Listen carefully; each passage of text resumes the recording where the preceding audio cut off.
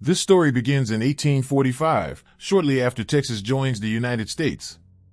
Me, Sam Houston, was riding alone through the western desert of Pecos, a region that few white men had explored at the time.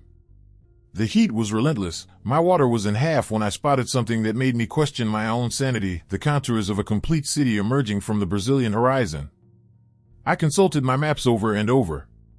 There was no record of any settlement in that inhospitable region. The commandings called that area land of restless spirits and avoided it at all costs. Maybe I should have done the same. As I approached me, the city became more solid, more real.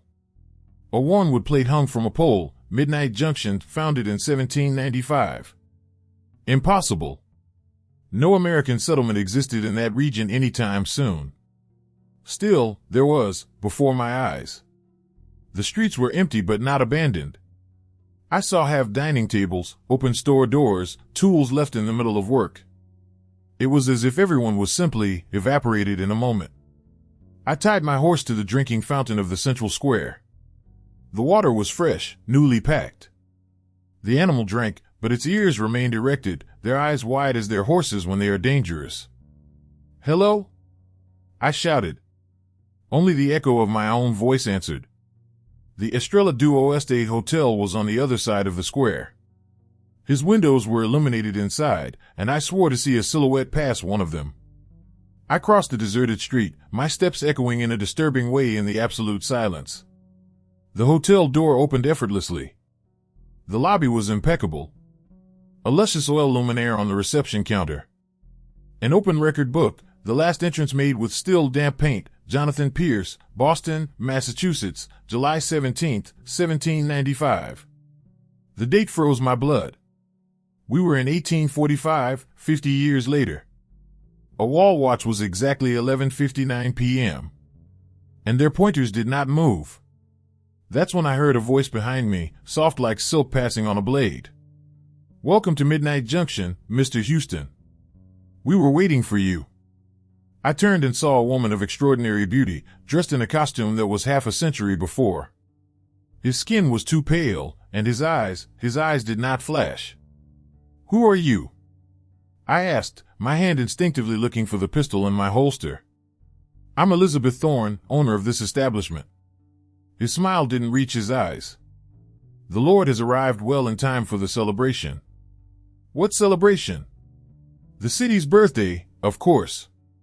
It happens only once every 50 years old. And we always need a special guest." Something in his words sent goosebumps through my spine. I had read Midnight Junction earlier in old and obscure documents. A city planned by a group of European occultists who came to the New World seeking a place of power for their rituals. A city that mysteriously disappeared.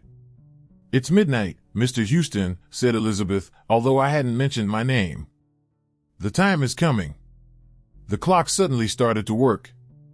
The pointers moved, and when he scored midnight, I heard the sound of bells throughout the city. The previously empty streets now boiled with activity. Dozens, perhaps hundreds of people walked towards the central square. His movements were strange, as if each step were rehearsed.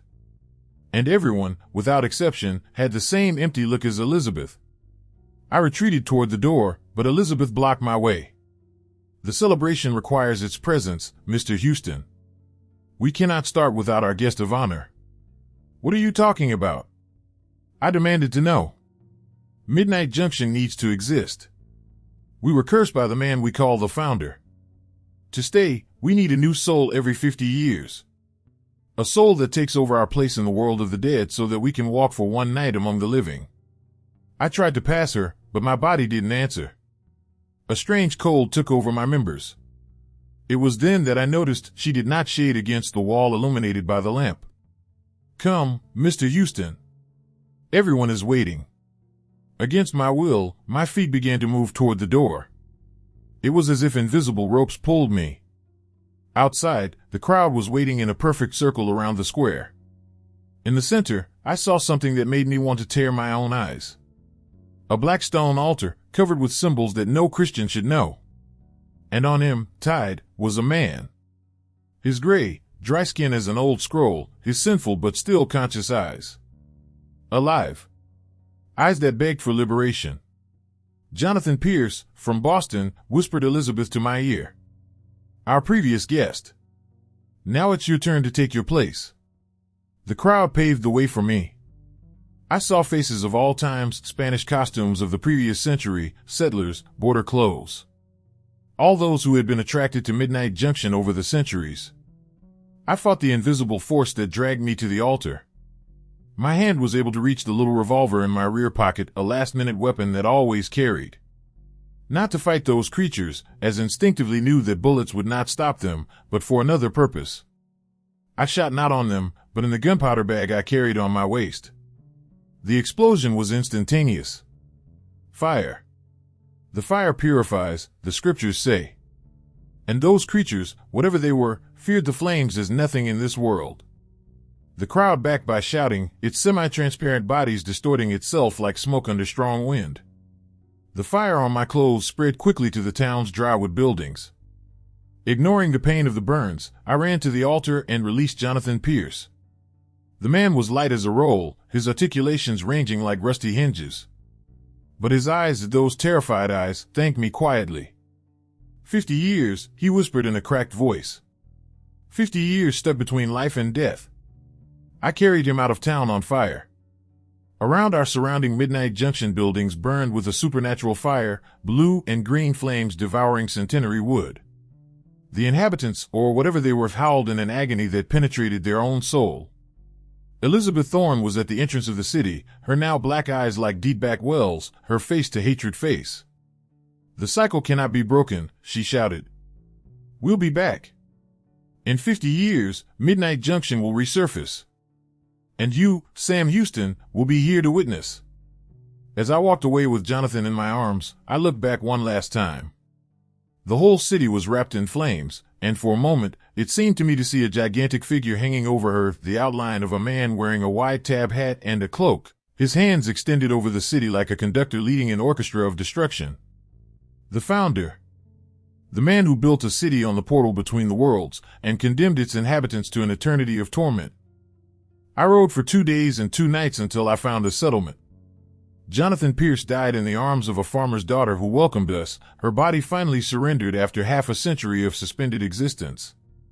Before leaving, he gave me a pocket watch recorded with strange symbols, the same watch that kept the time frozen in Midnight Junction. I returned to that region several times over the years. I never found any trace of Midnight Junction.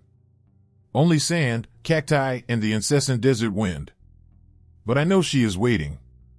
Waiting for the exact moment to resurface from the sands, 50 years after our last fateful night. This is Jonathan Pierce's clock. And according to him, only 1 day left for the 15th anniversary that night. They say that the promises of the dead have power. And Elizabeth Thorne swore I would be there when Midnight Junction resurfaced. But this time, I won't be alone. I will take you with me. Through this story. And perhaps, just perhaps, that's enough to break the curse once and for all. Listen. Midnight Junction bells are playing. Before we end this account, if you are visiting our channel for the first time, be sure to subscribe and activate the bell to receive notifications about our upcoming scary stories. Your support means a lot to us, so please share these stories with your friends and family. Thanks.